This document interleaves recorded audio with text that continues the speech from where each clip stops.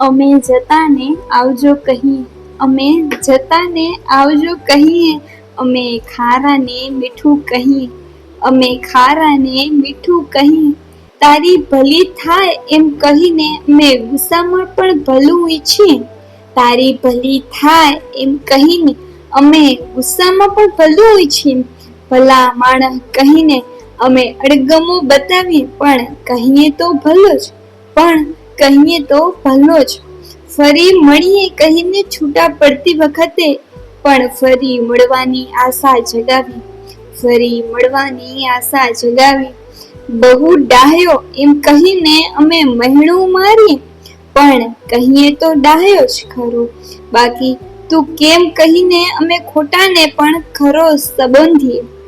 આવી મા સમાન મીઠડી મારી ગુજરાતી ભાષા પર મને ગર્વ છે.